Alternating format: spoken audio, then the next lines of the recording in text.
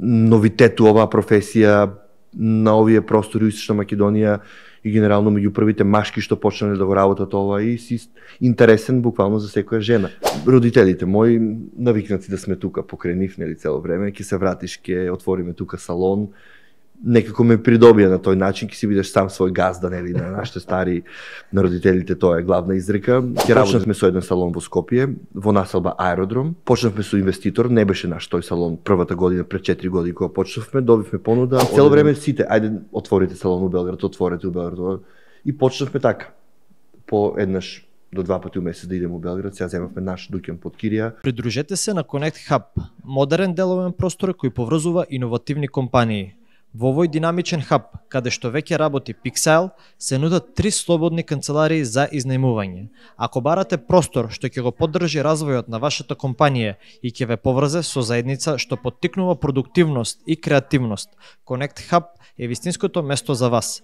Обезбедете си канцеларија во Connect Hub и придружете се на заедницата. Фондација за развој на локалната заедница Штип е фондација на заедницата која во последните 20 години активно работи на подобрување на квалитетот на животот на граѓаните преку поттикнување на нивната иницијативност и ефективно граѓанско учество.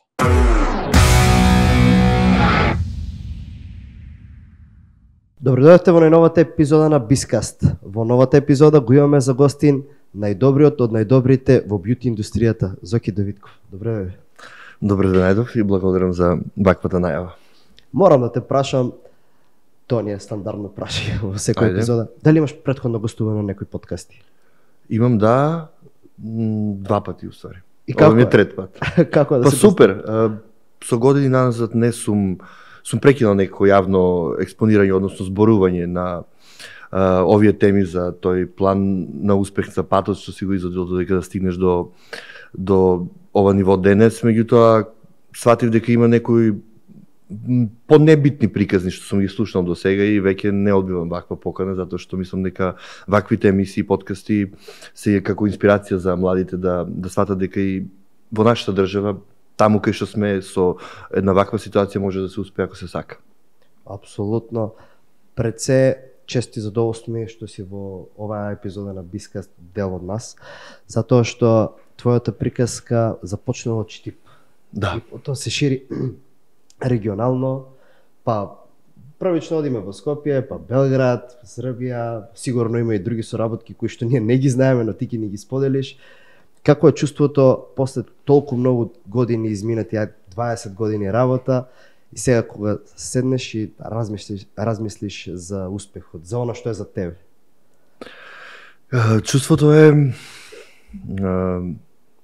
не може да се објасни тоа со зборови, значи кога ќе едноставно многу пати си викам кога ќе застанам на балкон дома, кога ќе застанеш во куќата која што си се потрудил на некој начин сам да ја изградиш, сваќаш дека си успел на некој начин. Меѓутоа, колку трнлив пат се оди за да се достигне сето тоа, знае само тој што е некако темел на брендот.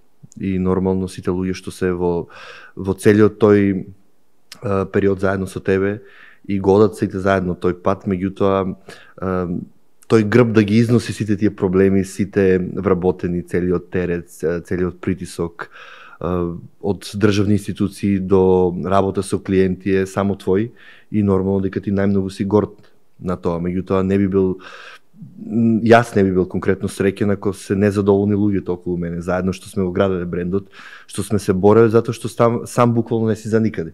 Ако немаш тим, ти не можеш во денот да направиш 10 клиентки, можеш да направиш 3.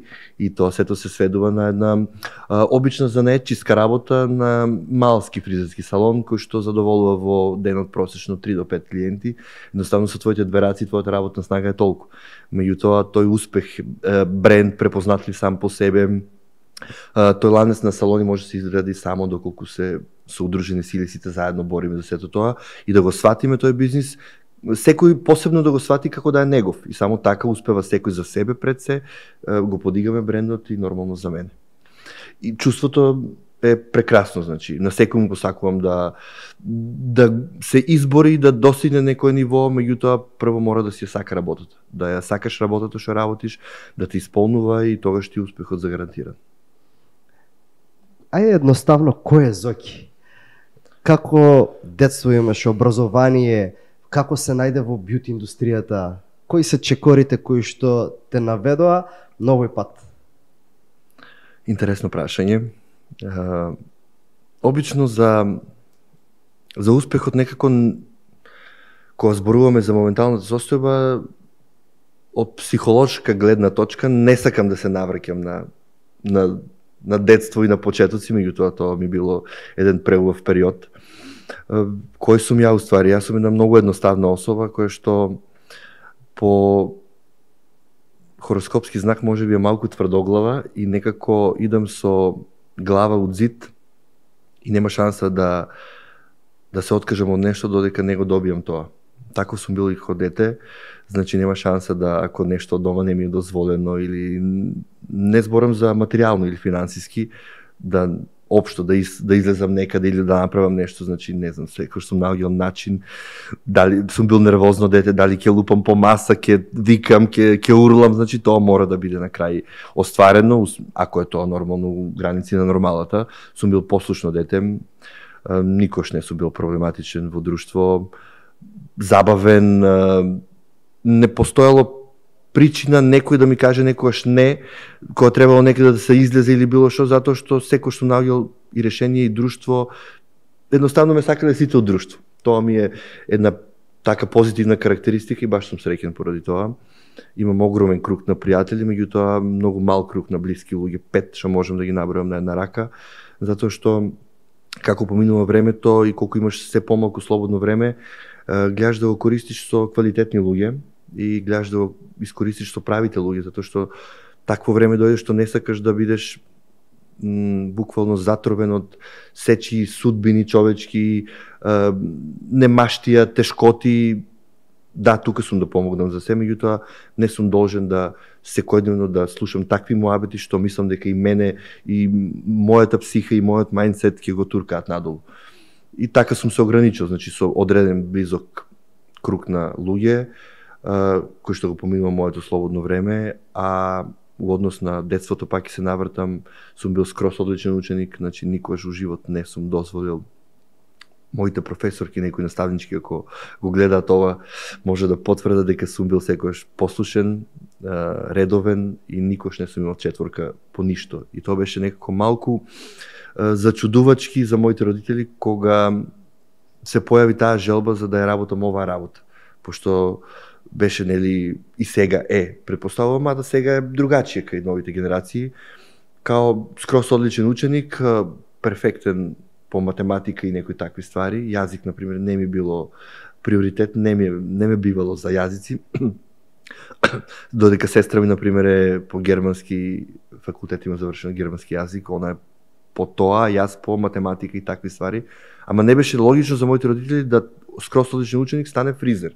И тоа беше некако као табу тема, пошто во мое време, така ќе се изразам, фризер и бербер беше професија која што станува сите оние кои што не ги биваше за школа. Значи не го бива за ученик, ќе опратиме фризер, ќе опратиме бербер. Да, некој учи занаат.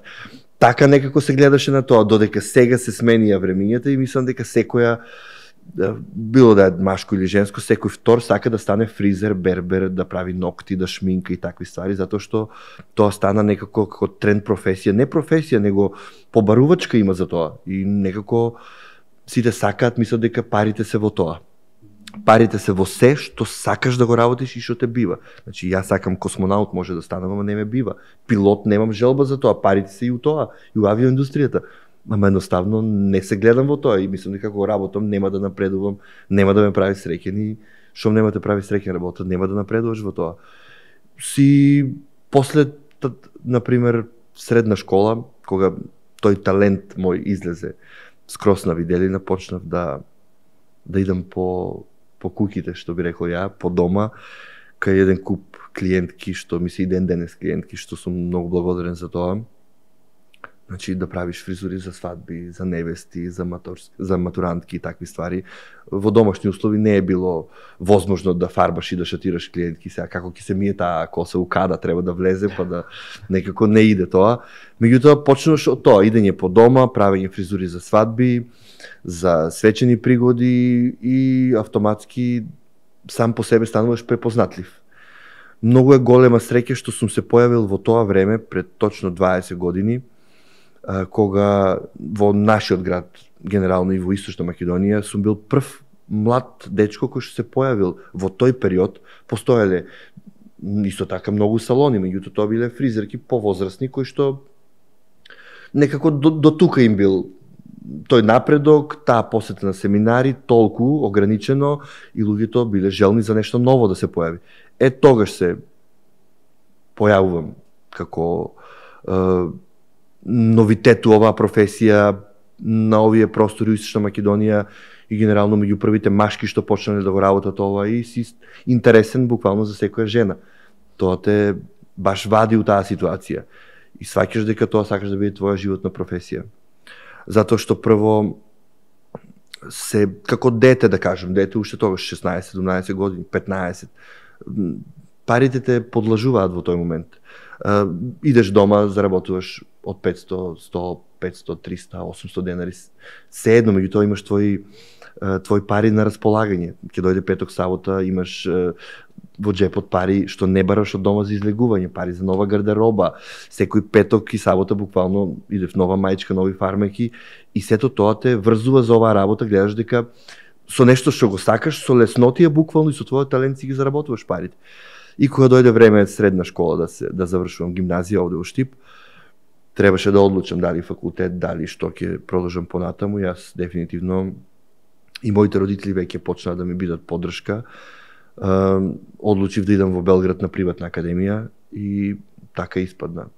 Во Белград се запишав на приватна академија која што беше една година за фризерска школа и таму имавме часови за шминка со едни врвни шминкери и фризери од Белград. И се заврши тоа и што понатаму.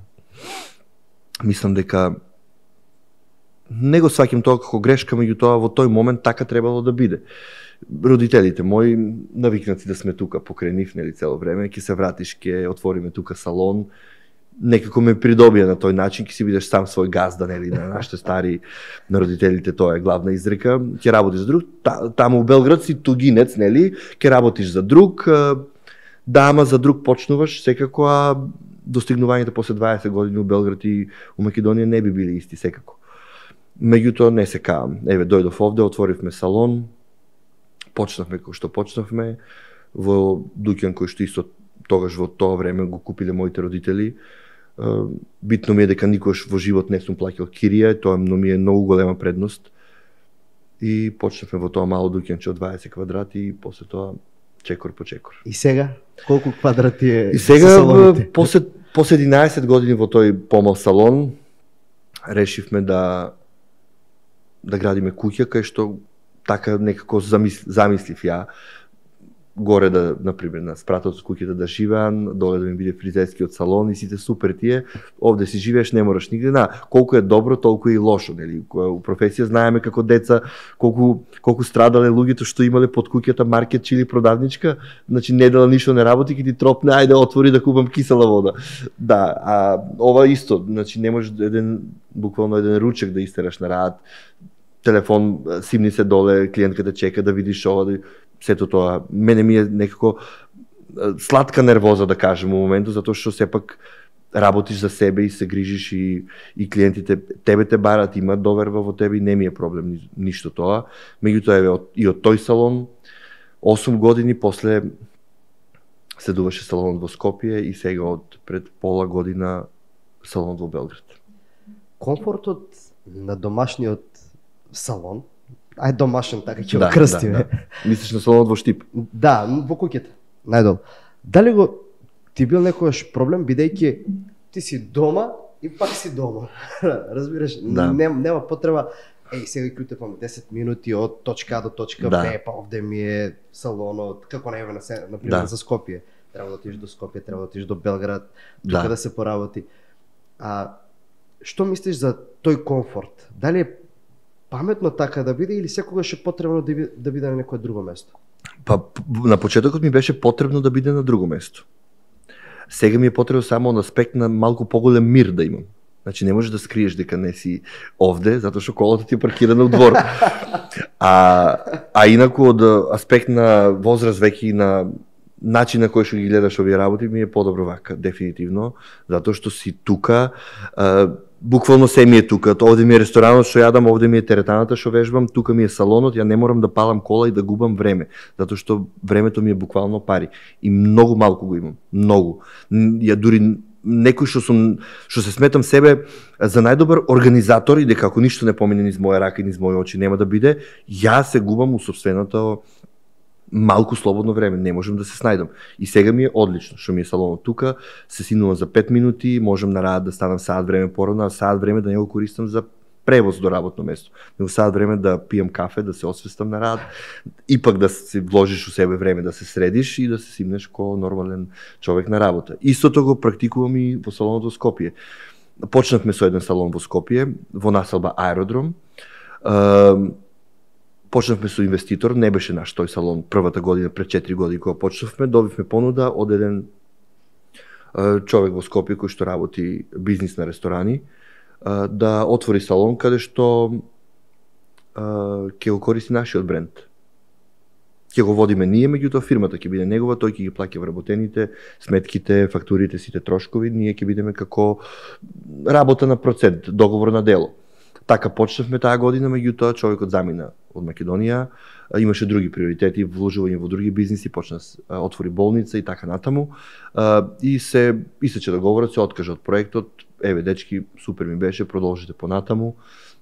Сега фирмата ја прирегистриравме, односно ја применувавме на наше име, подружница отворивме во Скопје, исто Диор како во Штип, и продолживме понатаму. Зборот ми беше дека сменивме дуќан, меѓутоа преку една зграда. Не менуваме локација, затоа што таму имавме стан кај што престојуваме ние вработените од Штип кога идеме таму. Се е тука преку една зграда, значи буквално во Аеродром. Сега сменивме друг дуќан, сакавме поголем комфорт, салонот во Скопје го преместивме во стан. Исто се вративме во старата зграда кај што бевме, само на 4-ти спрат, не сме долу во дуќан. Се е тука, станот за живење, значи ја паркирам колата кога идам у Скопје вторник, до четврток не ја мрдам. Исто ми е проблем за паркинг, ако треба нешто да идам да завршам работа во некоја институција во центар, значи искрено ти кажам, викам такси, затоа што ми е тоа буквално стрес. Да идам од едно место до друго, да барам паркинг, да се враќам назад по тие гужви да возам. Да, у Белград исто така, салонот е малку пооддалечен од просторот кај што престојуваме во Белград на води, ние станот кај што престојуваме. Одбравме така место да е поживо за нас, во слободното време да го минуваме, нели, во место кое што го немаме туку во Македонија. Меѓутоа салонот ни е малку оддалечен, 5-6 километри, тоа ми е страшен проблем кога имаме закажано во период кој шпиц гужва во Белград. И сега нека се развие тоа таму до степен да можеме да земеме дуќан на Белград на води, одма го селиме дуќан. Значи сакам се да ми е тука блиску. А како дојде до тоа, до чекорот да се отвори во Белград? Како? Многу едноставно. Колкава храброст е потребна. Од таму доаѓаме уствари. Од таму почнав од Белград пред 20 години, нели? И се вратив тука и многу клиентки задржавме од Белград. Овие години у Штип еден куп обични клиентки и многу клиентки од естрадата кои што сме ги запознале во тоа време. Да споменеме некои од естрадата. Па сите буквално, не постои некој што немаме соработувано. Буквално и сите тие луѓе ни беа поддршка. Дека и беа наши клиентки овде не само за фризури и шминки, него почнавме многу клиентки што би рекле од тие нивни реални шоу, старлети, од задруга, сето тоа да доаѓаат у Македонија, некои девојки кои што работат во Тетово, танчерки, србинки. И цело време сите, ајде отворите салон у Белград, отворете у Белград. И почнавме така.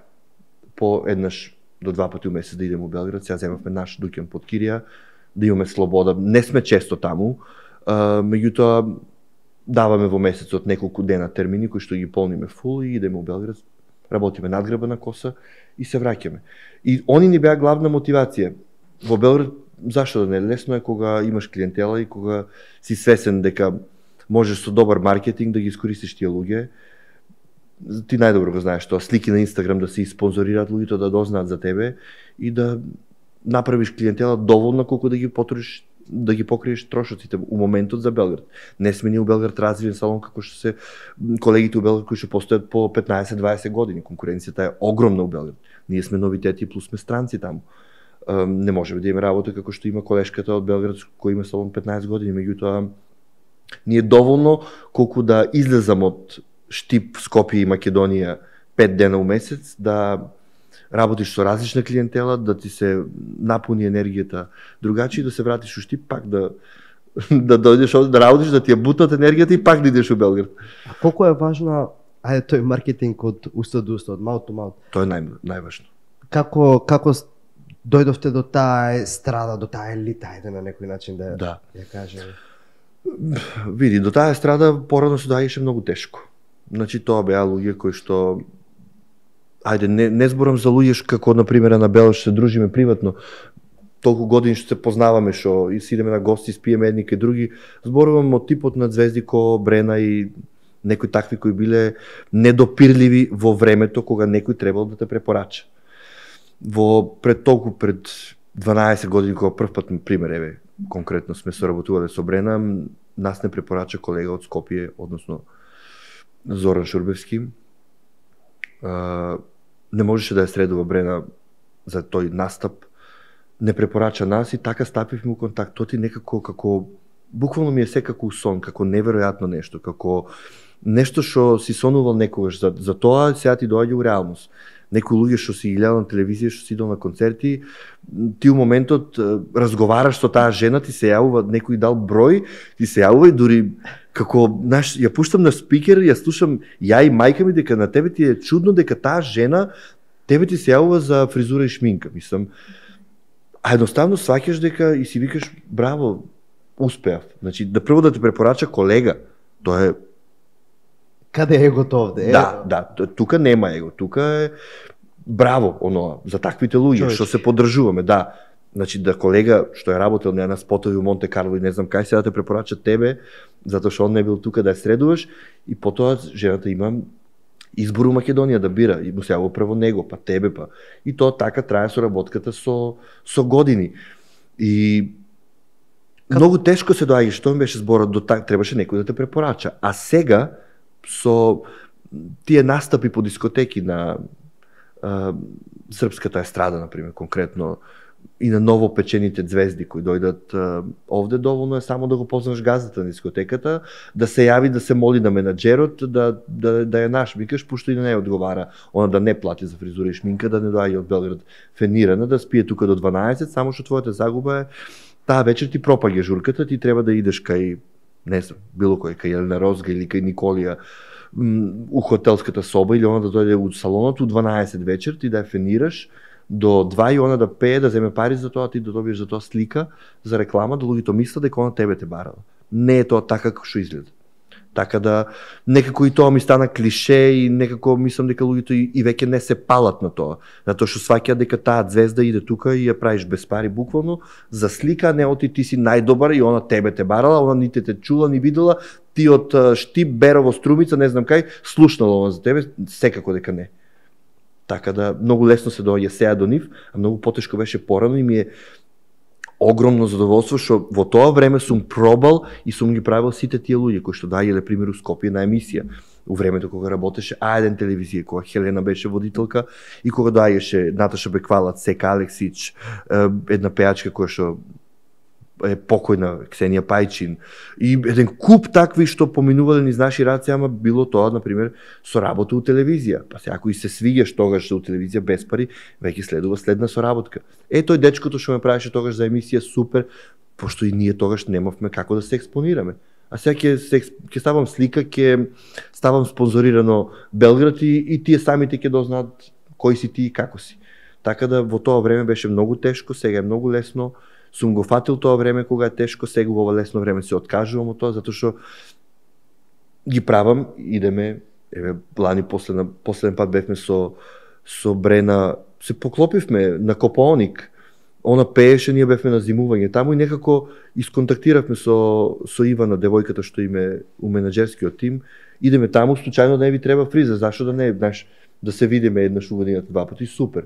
Автоматски утре дента се среќаваме у Копоник у хотелот, вика Брена фризурата, вчера ми стои топ. Следната недела слободни ли сте, пеам у Софија.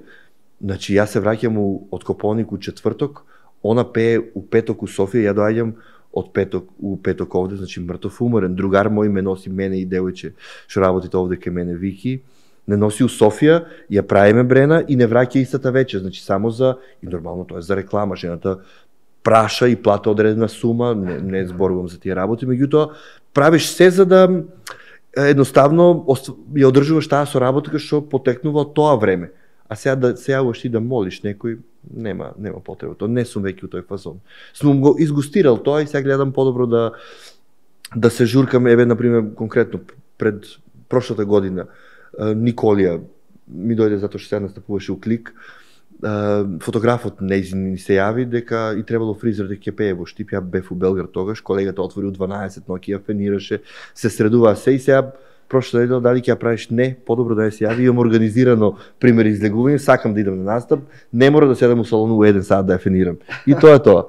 Испробаш нешто и после тоа окей. А како се смирува егото на човек кој што еве ги достигнал височините од твој калибар? Пример, еве си работел со регионално познатите, да, естрадата. Не е битно дали се од Македонија, Србија, овде се. Како сега, еве, доаѓам јас, никој ништо не ме познаваш, сакам да ме фенираш, да ме средуваш овоно, ако немам коса веќе. И твојот однос е сепак исти. Мора да биде исти. Затоа што ти мора да си едноставен и достапен на луѓето. Луѓето денеска не сакат луѓе, мислам, да идат кај некој што сега нешто ќе глуми некој занес потрес. Сега да дојде некој кај мене и ти да глумиш некоја звезда. Нема потреба. Ти од тие луѓе заработуваш пари. Зашо да глумиш звезда? У шо си звезда ти?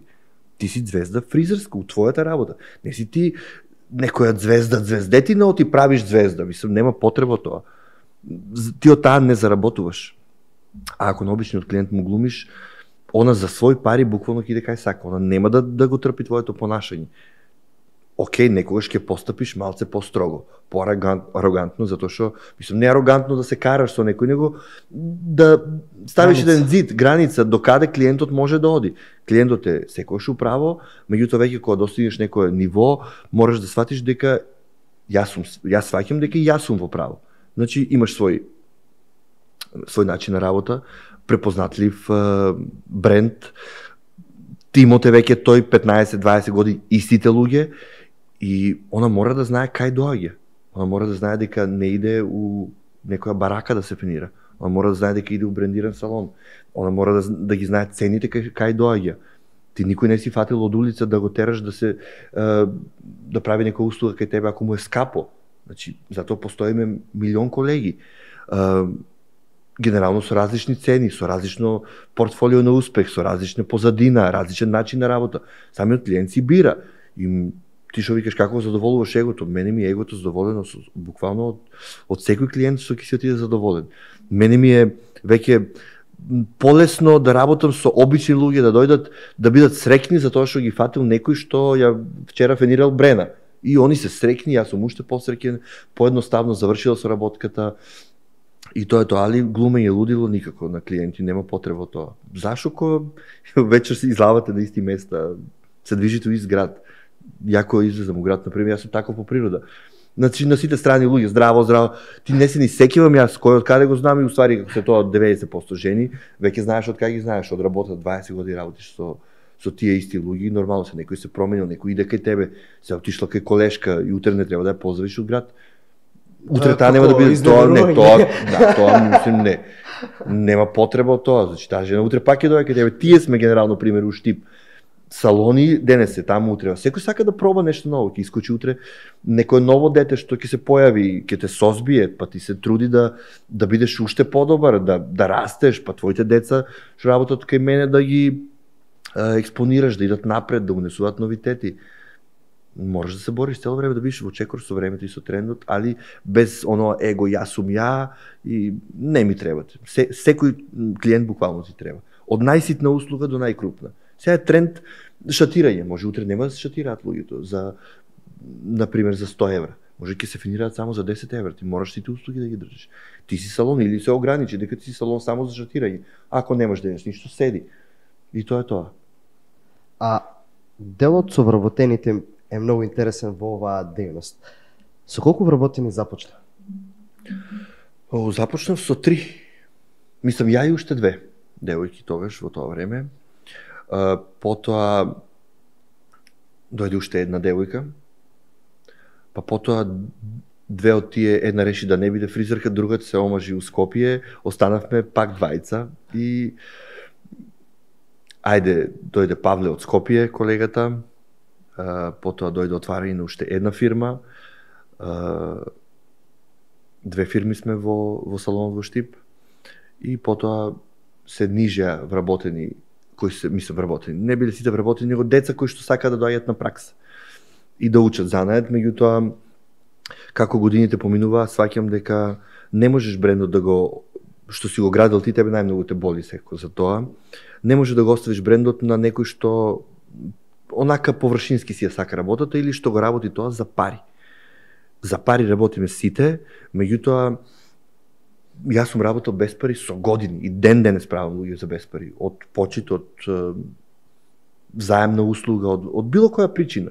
Значи, ако ја сакаш работа, прво не ти се битни парите, битен ти е успехот. А ако ти дојдеш на работно место, колку ќе, секако дека ти добиваш одредена плата за тоа, и таа плата расте, зависи од тебе како напредуваш. Меѓутоа, ако дојдеш само за плата да работиш, да гледаш да е 4 сати, да си идеш, таму веќе нема успех. Таму веќе ти е тоа, како идам на работа, 15 до 4 ташната и дома. Некако у оваа работа не може да се гледа тоа. Не може да се гледа работа. Не може ти да ишатираш клиентка у 3 и у 4 да треба да си идеш. Кој ќе ти ја заврши? Колегата веќе ја препушташ и таа клиентка има веќе климава доверба. Еден ме почна, друг ме завршува. Значи, нашата работа нема работно време. Нема празници, нема недели, нема продолжени викенди, кога е сезона на свадби. Клиентката не ја гади дали денес се празник Кирил и Методи или Великден, она прави свадба и ти мораш да отвориш. Нормално после тоа го заменуваме, надокнадуваме. Прво јас сакам слободни денови и време за одмор, а камоли дечките што работат. Значи, колку одмарам ја, толку и они. Имаме колективен одмор, имаме денови слободни, секој може да си користи кога сака, кога осеќа потреба за тоа.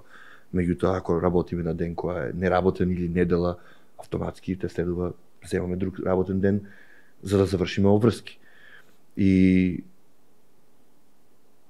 тешко е да се дојде до добар тим, а од друга страна мене ми е многу лесно и сум благодарен на себе и горд на себе затоа што сум успел да ги задржам сите тие луѓе толку години, истите луѓе да ти работат, и тоа е еден огромен успех и напредок за брендот, затоа што многу лошо ако вработените се менуваат секој месец или секоја 5 месеци. Самиот клиент кој доаѓа, и ја не сум у салон, да сум во Скопје, пример, да сум во Белград, он гледа нов лик. За како да седне на столка и некоја нова жена што дошла да работи тука и да плати истата сума како некоја што е претходно работела 15 години.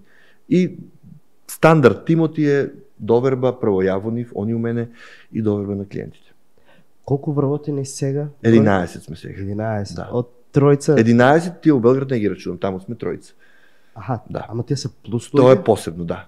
Тоа е посебно колешка од Белград кој што ни помага, друга, може да. при 14 да се Да, каже. да, да, отприлика. али не е лесно и едноставно за толку луѓе да прво да обезбедиш работа. Ако сите тие луѓе дојдат и чекаат на готово да падне клиент од небо, не може едноставно. Ти мораш, затоа стално ги карам, не ги карам, него стално имаме состаноцни работи, се советуваме како секој од нив да се активира, да стане препознатлив по нешто. Не сум должен само ја или дечките кои ги водат трите профили на Штип, Скопје, Белград или профилот на пример на Инстаграм за надграби на коса да ставаат слики и тоа е тоа. Ти мора клиентки да знаат кој го работел тоа. Вие на вашите профили, на вашиот одреден круг на луѓе да се рекламирате, да ставате слики од работа, барем по 2-3 пати у неделата. Па тоа да го преземаме ние, па они да кликнат на твојот профил. Едноставно ти да бидеш фризерска звезда у твојата бранша или у нашиот салон, у Диор, кој ќе дојдат да бидеш препознатлив. Тој е колорист, тој е за надграба, тој е за шишање, тој е за шминка. Мора и самите да се грижите за тоа, по себе да станете бренд. Ако не, никој нема да ве знае, ја ќе се трудам до граница до која што нема да ми доја преку глава и на крај ќе си речам, значи ти се бориш за сите да обезбедиш работа, јас секој ќе се борам до крај. Со последни сили, меѓутоа некош и тебе ти падне енергија и ти сакаш твоето слободно време да го користиш за да комуницираш на Инстаграм со твои луѓе. И ако идам дома, морам сите 3 профили, 4 да ги проверам, кои стотици луѓе денеска напишале, што им е вратено на тие луѓе, дали се закажани по групите што си ги имаме на Viber, да провериме и пак на толку проверки, пак некојаш се греши. Се заборава да се запише клиентка од превише работа. Да, после ќе ја запишам, не ја запишеме. Настане некој збркали, ти си должен тоа да биде неприметно пред клиентот, да го сработиме, може да малце ќе се напне гужва, али тоа е. Фасцинирав сум од организацијата, искрено. Многу е тешко, многу тешко и некојаш за тоа да стане тензија, например, ќе идеме у кујна или у просторијата за роден, ќе се скараме у смисла не сте запишале ова сега, и сега ти тоа ќе правиш, се у моментот да се заврши на крајот, у 3 сме ние готови. И сите срекни си отишле, например прошлата сабота се десило клиентка да пише на еден профил, на друг, значи клиентите секогаш. Нема некој за 15 минути да ја врати на едниот профил, она ќе пише на другиот и сега запишуваат од едниот и запишуваат 2 пати запишана, трета клиентка не уопште запишана и доаѓаат сите, која клиентка, 3 клиентки од Битола, идат заедно. Една од Охрид, трета од Радовиш, значи сите се дојдени од некаде. Други чека, третија чека маш, еден шофер, друг такси. Да ги треба во исто време сите услужиш, а да не се осети никаква тензија, да се они осеќаат као дома, да си пие кафе, да си пуши цигара, да се осеќа дека е најиспочитувана на свет, дека највише време на неа е посветено. Мораш да се снајдеш во ситуација. Целта на занаетот не е само да ти работиш топ, него да се снајдеш во ситуација. Да ти времето дозволува 20 минути, а она да бара процес што треба да трае 2 сати. Ти треба да си мокен, таква доверба да имаш у неа, да ја убедиш у моментот, она да го направи тоа што ти ќе го кажеш. Што треба да го направиш за 20 минути. И она да каже, да, супер, тоа ќе го правам, ти да олесниш и на себе и она да би задоволна, на крајот ефектот да биде вау, и тоа е тоа. Тоа е моќта на работата, не само супер, она е добра фризерка, ќе се мачи, ќе ја шатира цел ден. Сите знаеме така, работа е да убедиш клиентката, не да убедиш да унаказиш, него да направи нешто што според тебе ќе стои добро, и ти ќе се спасиш у моментот и сите ќе бидат среќни и задоволни на крај. Да ги оправдаш парите што она ги плаќа, тоа е најбитно. Не си имал некогаш страв дека еве ти ќе ги ангажираш сите вработени, сите ќе се испромовираат, ќе создадат бренд од себе на некој начин и утре ќе си отидат. А ти си вложил во нешто. Јас секогаш имам страв. Значи јас сум таква особа природа, имам страв од губиток на луѓе, затоа што тоа е моја грешка можда, што например многу се врзувам за луѓето и некако сите ги гледам како своји деца, како фамилија едноставно. Ние заедно идеме на одмор. Ние се дружиме заедно, ние сме у салон заедно, сме се веселеле, плакале, буквално се живо и диво. И страшно се поврзуваме. Сега не можам да идам пример. У салонот у Скопје идеме од Штип јас, Стефан што работи кај мене и Дајана, пример. Идеме тројца, не можам ја да спијам у стан, а они да имаат посебен апарат. Сите спиеме заедно, ние сме буквално како фамилија, велики брат. Значи, делиме кревет заедно со тие деца и како можеш ти утре да глумиш некој лудило на нив во салон, мислам понашање на газда, не знам да наредуваш. Да, мора да се знае чив збор е последен, меѓутоа сега да седам и ја да јадам, а некој трошките да ми ги брише по мене, мислам тоа нема потреба. Значи секој си знае редот, знае се кој треба да се слуша во салонот, меѓутоа пак сме сите една фамилија и немаме таков однос за да некој има од некој страв, а страфот го губиток ја на нив имам потребно ми е неколку сати да сварам во глава дека окей, се може без секој, значи идеме, продолжуваме понатаму и тоа е тоа. И сум среќен ако некој од нас излезе, не дека немало. Имало случаи, колешка што отворила, еве сега колешка од Скопје искача од салонот, отвора своја, јас сум во тој случај пресреќен. Супер. Ки ни се растерети работа, ја не губам ништо, губам особа која што сака да успева. Цела поддршка, знам дека ќе биде тука за помош и ние сме тука за неа и тоа е тоа. А конкуренција? Нема конкуренција, ти конкуренција си сам по себе. Конкуренција имаш на секој чекор. Конкуренција, ако како да кажем, ако не си сигурен у себе, можеш да се сметаш за нечија конкуренција. Мислам, имаш конкуренција, 10 салони, ама ти мораш по нешто да бидеш уникатен и да се издвојуваш и тогаш конкуренцијата ти е сведена на минимум, немаш страф од тоа. Апсолутно, секој е различен по себе. Различен стил на работа, различни цени.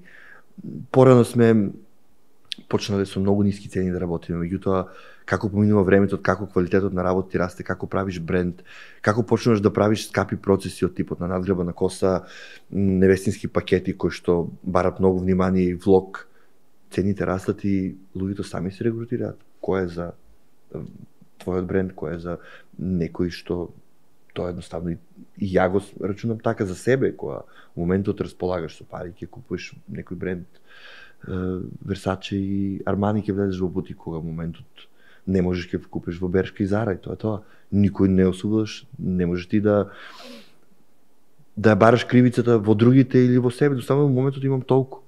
И сум за таму во тој период. Тоа имам или немаме е релативна работа. За некој 100 евра да даде за шатирање не се ништо. За некој е тоа превише, ама тоа е во моментот дали ти имаш или немаш. Не значи дека тоа ако за тебе е многу и за друг е многу, за тој може страшно малку. Значи клиентите сами се регрутираат, се распоредуваат, ти си го најдеш својот пат, секој колега си кружи по својот успех. А дали можеме, ево ова интересна тема со цените, бидејќи во претходен период, врска нам пред колку време, имаше ситуација на медиумите кај нас, демек веќе е скапо шишањето, фризирањето. Како се диктираат тие цени?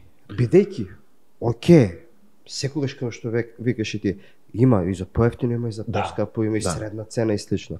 Но сепак и вие сте луѓе и вие имате занает и вие треба да плаќате некои давачки, имате вработени и слично. Така да, како се диктираат тие цени? Еве да речеме, за 3 месеца од сега качуваме 10% на цена. Што влијае кај вас во вашата индустрија? Во нашата индустрија влијае пред се работниот материјал, кога се прави некој процес. Значи, кога имаш процес на шатирање и фарбање, од периодот на корона па наваму 5-6 пати се качија цените буквално на сите производи на фирмите кои што работиме. Не може една фарба да ја купуваш, пример, не знам, зависи од брендот, има фарби од 200 денари до 700 набавна цена. Да ја купуваш, пример, 600 денари и она за 2 години да станува 850 денари. Ти не можеш, не е само фарбата потрошен материјал, значи овде имаш хидроген, овде имаш струја што 3 пати се качила, имаш вода, имаш амортизација на цел работа на алат, што тоа клиентот не го става во... Ти клиентката не ја дуваш само со фен, при тој фен само да ја дуваш, он пукне. За 3 месеци пукне, треба да купиш нов, треба четка за фенирање, треба еден куп други работи. И целиот тој работен материјал е качен пута 3 од претходно. Значи тоа е ненормално нешто, што се случи еден преокрет. А ти сакаш само поквалитетни производи да купуваш. А се помалку има у Македонија. Ние немаме, јако треба да купувам за салоните работен алат, значи ние одиме во Србија, во Косово, во Италија на сајами, ти немаш од каде веќе у Македонија да се увезат. Пред се тоа, например, ги диктира цените. Покачување на потрошен материјал. Меѓутоа и самите трошкови, покачување на струја, вода, даноци, фирмарини. Не знам, се што спаѓа околу што го гледаме и што не го гледаме, прво тоа, потоа самиот тренд на фризерската услуга, на шминка и сето тоа, диктира да младите бараат само со брендови да работиш. Значи, она гледа од TikTok, од Instagram и ќе праша, например, со што шминки работите. Ако работиш со тоа што во Македонија, ти за да не си бренд, например, ти мораш да идеш, еве како сега, например, пазаревме во шминки еден куп за оваа сезона у Дубај, од Makeup by Mario, од Анастасија, од не знам брендови што децата ги сакаат, тинејџерите, а тоа ненормално кошта. И тоа веќе ако го купиш, не можеш да шминкаш за 1000 денари, автоматски треба барем по 500 до 700 денари да ја качиш таа услуга. Сето тоа ти налага за да ги качуваш услугите, потоа трета како ставка е вложувањето во тебе како бренд, посета на семинари, на обуки, значи твојата услуга станува се поуникатна, попрофесионална и твоето искуство прави да цената биде твоја поголема. Твоето работно портфолио, сите тие луѓе што си ги правил позадина, тие дигаат цената како бренд.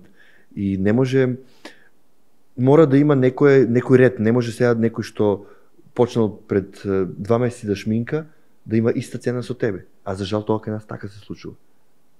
Значи, ќе отвориш ти салон што после 20 години имаш салон, пример, ќе шминкаш за 1500 денари и таа што отворила сега, колешка твоја, и она ќе шминка за 1500 денари. Тоа е супер, у тој случај добивам клиентот. Ја добивам затоа што клиентот сепак за 1500 денари, ако и кај неа и кај тебе, те бира тебе, затоа што искуството ти е огромно.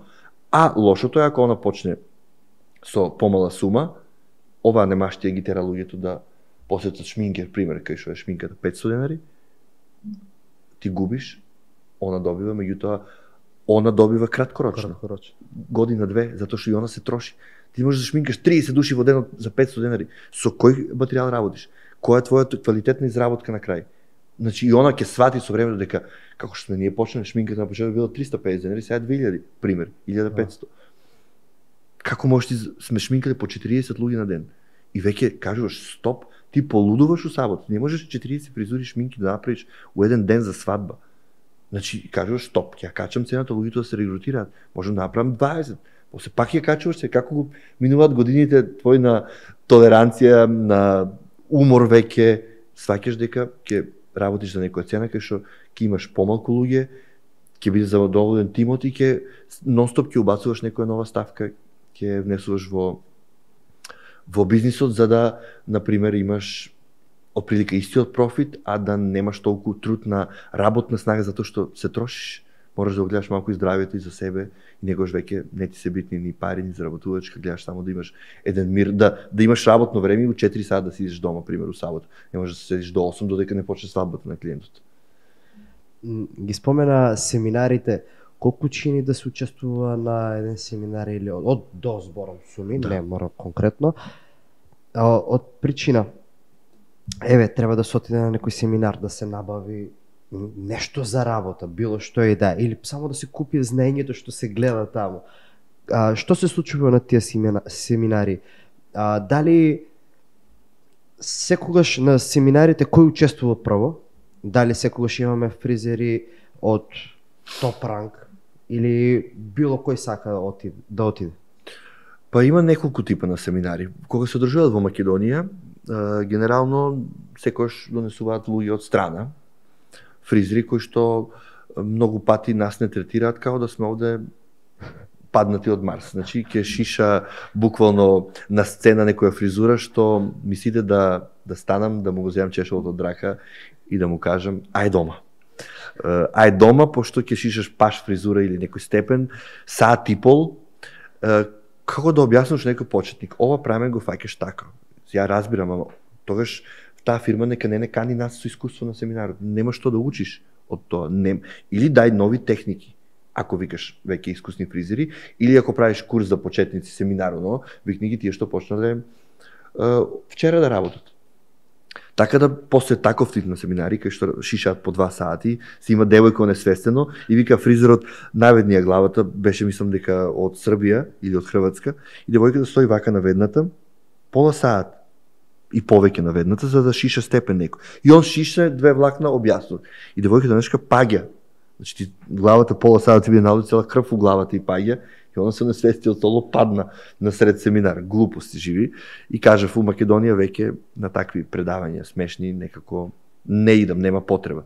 А фирмите кои што работат и ние што сме стални клиенти, еве кога имаме семинар во Италија, на пример, ќе не носат во фабриката на самиот бренд. Тоа е веќе друго, учиш од италијаните, го запознаваш брендот, седиме таму 5 дена, специјални простори за едукација, значи работиш со луѓето што се у лабораторија, што и произведуваат фарбата, до врвните фризери, како се користи тоа. Ти дојдеш тука поткован и спремен со добар технички дел и кога те праша клиентот, ти веќе можеш да одговараш, предавање држиш на таа тема. И семинари од типот, например, семинари саем како во Болоња, што викаш ти колку кошта. Некојаш сами не финансираат фирмите, ако те води он, минимално плаќаш патни трошкови, сместување во хотел, семинарот ти е од него затоа што му трошиш робата. А додека, например, некои на саеми, кои идеме како во Болоња, што е саемот во Лондон, Париз, Белград, секаде има такви саеми семинар. Значи, тоа во Болоња е огромен саем, 36 хали по 200 метра долги. Ти не можеш да ги изодиш за 4 дена тие. И си бираш во која хала гледаш на мапа кој бренд е и што те интересира. Пример, ако идеш на L'Oreal, сакаш да гледаш реви, ти си плаќаш за тоа, пример, од 50 до 150 евра за саат време да гледаш. Друг трет бренд, ти си правиш сам агенда, како ќе ти се одвива тие 4 дена. Например, трошковите се плюс твои за хотел, за сместување, дали прошетка ќе правиш после 3 дена у Италија, дали ќе купуваш од сајам од производи фенови, четки, не знам што, се зависи од тебе. Сум идол на семинари, сум трошил 300 евра у Италија само за пати трошкови, буквално за сендвич таму, сум идол, сум потрошил и 3000 евра да купуваш од таму работни материјали, меѓутоа тоа е моментот како имаш и како си расположен и како го градиш брендот. Колку влијаат социјалните мрежи моментално на трендовите? Многу. Еве ги споменати TikTok, што гледаат? Да, тоа влијае највише. На донесување на трендови највише влијае, значи не знам, мене ми е смешно секојдневно, значи ќе дојдат. Колку е паметно, не само што нели, сега може некој ќе текне ќе се изгори намерно пола коса. Да. И тоа е тренд од утре. Да, и тоа е тренд, да. Такви се трендовите, значи ќе си паметни шишне трендови, шишките. колку влијаат еве кај нас како менталитет, зборам и за Србија, тука регионот. Многу, значи социјалните мрежи се моментално најголеми носители на целосниот тренд у било што. У фризерај, у шминка, у гардероба, значи ја буквално сум, можда сум старомоден у тој поглед, не знам. Ја сум запрепастен кога ќе излезам надвор и кога ќе видам какви стилови се негуваат помеѓу девојките. Некако порано ко поим за жена и за девојка беше другачие. Да биде атрактивна, да има одреден препознатлив стил, да има секси пил во себе, средена коса, долга. Сега, тие шишки некои, тие степени чудни, тие избричени глави, тие исти облики на сите девојки, значи дали ти стои или не, дали си дебела или слаба, сите, гол стомак, широки панталони, некако тоа не ми личи на жена, еве ти си од машка гледна точка, дали у последно време си сретнал девојче да се свртиш оно и да кажеш вау, како порано. Многу поретко, среќаваме, ама многу поретко. И затоа се восхитуваме уште на девојките што постојат, например, у Србија, Бугарија, некој тренд на атрактивност која ги гледаме, например. Не бихме да биде она старлета, ама нема таа женственост се губи, да. Она буквално има исти стил и на школо, и на дискотека, и у ресторан. Широки фармики, некои патики, некои хипици, некои... Сето тоа е тренд. За вкус исто не се дискутира. Али мислам мора да се знае како и каде, како се оди на школо, како се иде у дискотекаха. Сите се со некој црн туш, сите со некои цртички позиции, со некои чудни трепки, духови бели у фаца, да. И поминуваат група другарки, сите исти. Сите. Патец на средина, некои скери фризури, такви полумрсни у главата, не ми е тоа јасно. Али окей. Тај тренд не можам да го пратам на фризер, она треба да дојде на фризер, да биде средена, она треба да искочи кога да е 5 дена немиена у главата, не ми е јасно. Али, окей, ако дома ги, не знам, ја мислам дека у животот ако имам деца и не би ги така во тој правец усмерило некако. И сега кога гледаш машките во кафичите, неко спастрени, едноставни кошулче, мајче, посредено делува него девојките. Да. Со исклучок на некои генерации од нас веќе што се 25-30 години, веќе тие некако задржале нешто од тоа, да, на експериментирање. Да, а ова сега младите девојки, не знам, секоја година се потешко и потешко да се работи со матурантите.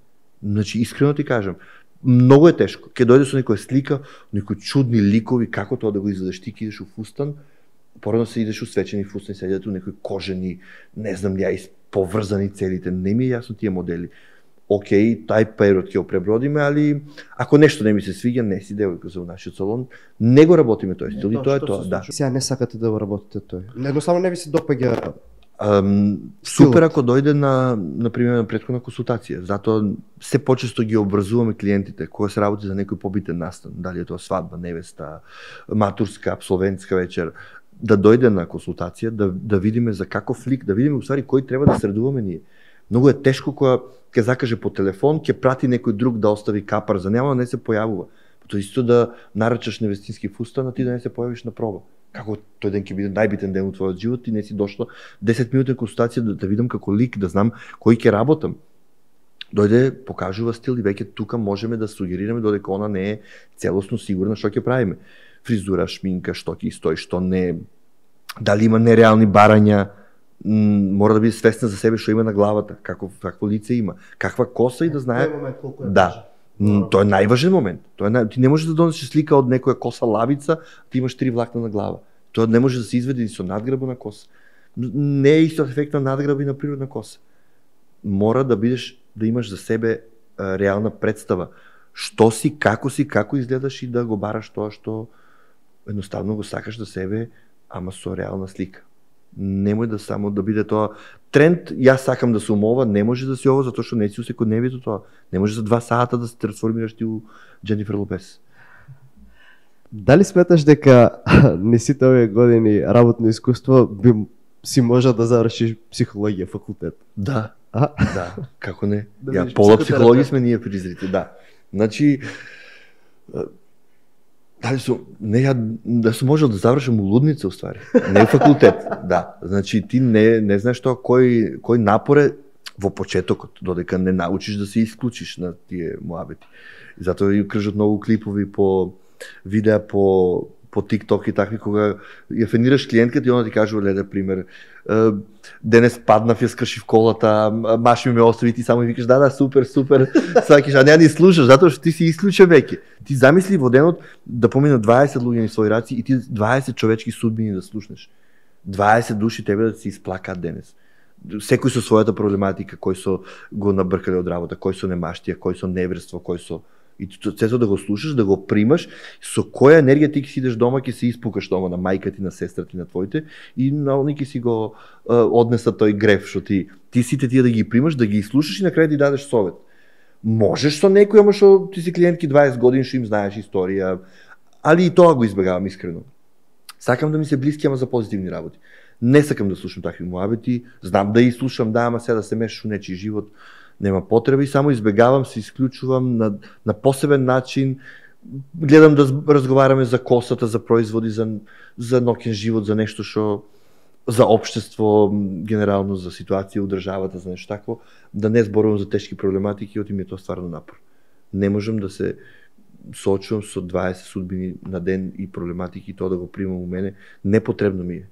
Те троши. Како гледаш менталитетот кај нас во однос на успехот? Дали ние имаме победнички менталитет, односно менталитет за успех, или сепак сме некако поподчинети, повеќе сакаме сигурно? Еве, ако отидеме како муабетот што е, ако отидеме во Германија сме најдобри вработени. Да. А овде сме Да. да мине време. Ние имаме менталитет за песимистички расположени сите тука. Значи тука има само неуспех кај нас. Ја не викам дека тука успех е огромен. Затоа што пред интервјуто ти напоменав дека да водиш во Македонија бизнис, тоа ми е исто реченица од една моја клиентка у Скопје, која што има 30 години бизнис оптики, Марија Диоптра. Жената на прославата нејзина од 30 години ја кажа таа реченица и баш ја запамтив дека 30 години да водиш бизнис во Македонија ти е еднакво на 60 во странство. Претешко е. Претешко е со клиенти, претешко е со луѓе што немаат пари, како ние што сме во Македонија генерално, со сиромашни луѓе, со луѓе со како да кажам, не доволно образовани, неначитани, нестрекни во секој поглед, нефункционална држава, нефункционално општество, никаква помош од никого. Ти сам да се бориш, такви се луѓето кај нас, они се нестрекни и тешки за соработка. Тоа тешко е со вработени, тешко е со држава која што не стои позади тебе, од која немаш никаква помош, а само даваш цело време. Данок за ова, данок за она, давачка за ова, давачка за ова. Ке се качуваат плати, ке се качуваат струи, ке се качуваат придонеси. Се супер. А што направите вие за нас? Општо. Без разлика која политичка партија, се едно ова го доживуваме со години.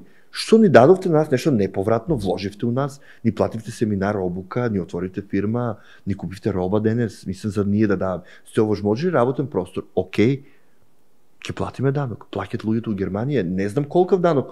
Огромни даноци на добивка, данок на плати, луѓето 30% од плата им иде за давачки на државата, али државата во секој момент го поддржува и стои позади него.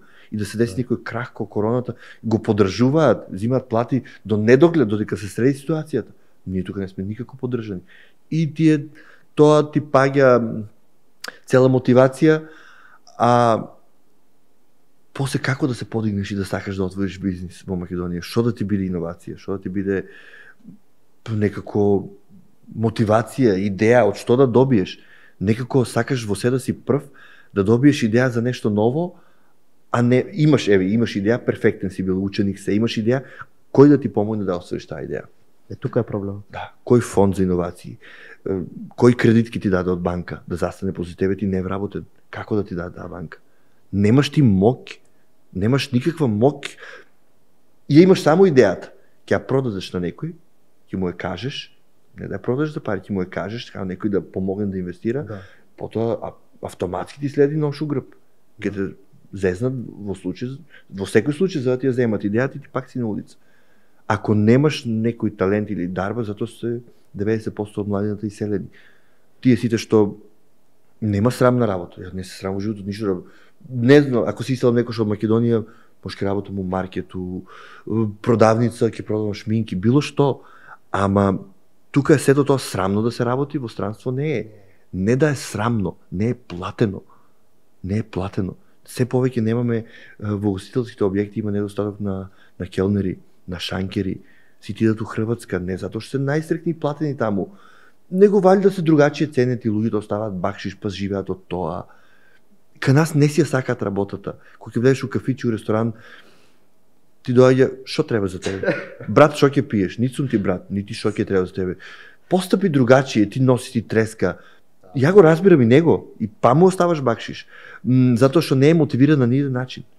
И ние работодаци ги качуваме платите упорно, ама гледаш дека и тоа не е решение. Се е до главата на нив, тие мора да најдат начин, не се ни они пронајдени што сакат да работат во живот.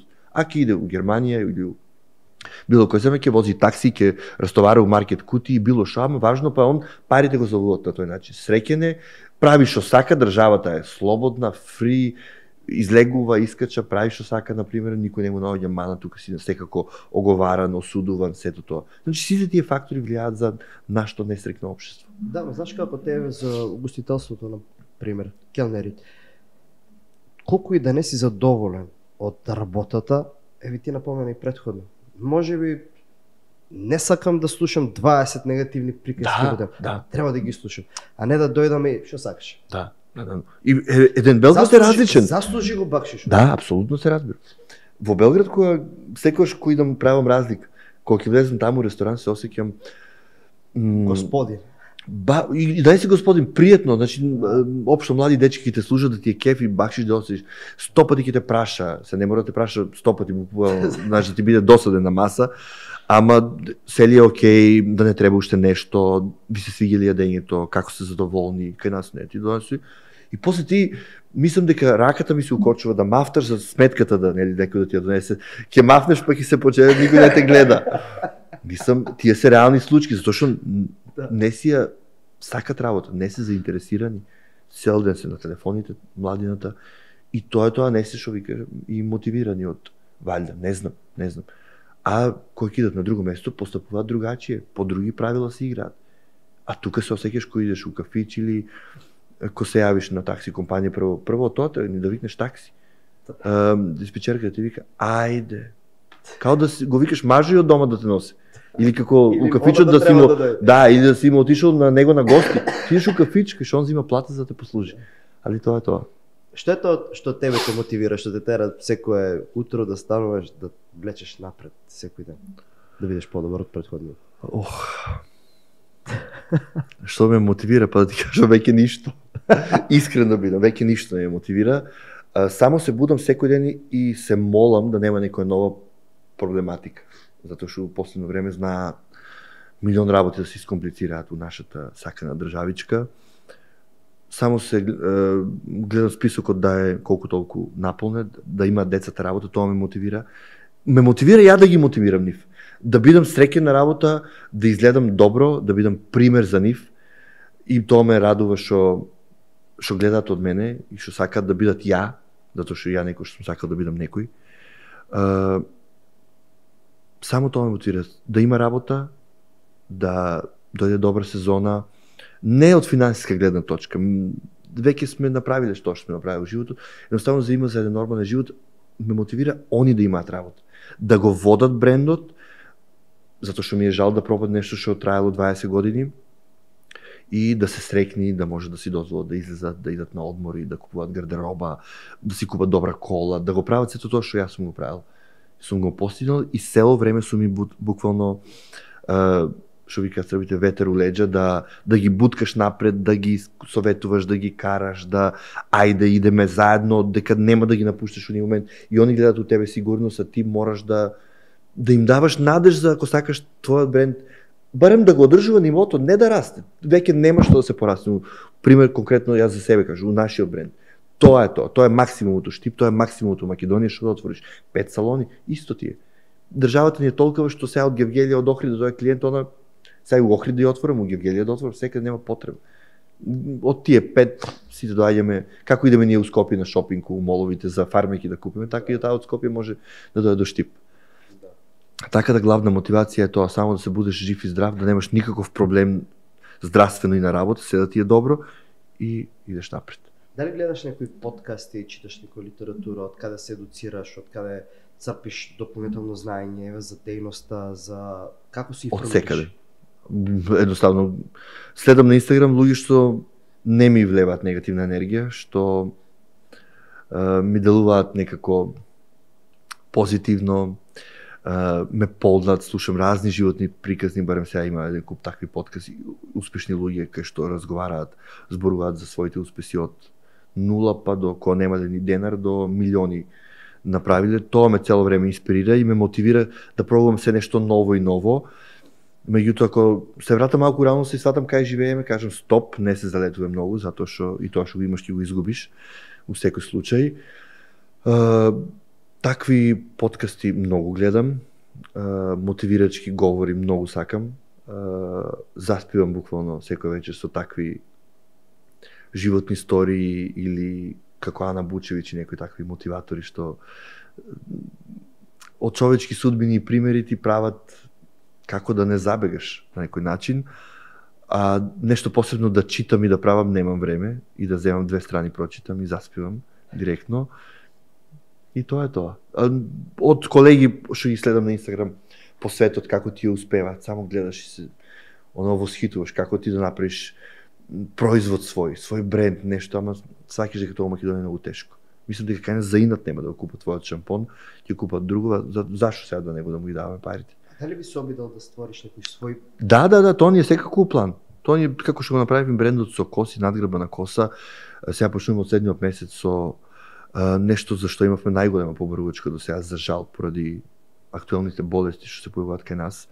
Многу жени работејќи со надгрби на коса бараат перики и сега почнуваме со изработка на перики и со донесување на перики во Македонија. Нема природни перики да се купат за тие жални потреби што Станува збор за природни перики. Да, за природни перики кои што има жените потреба од причина болест.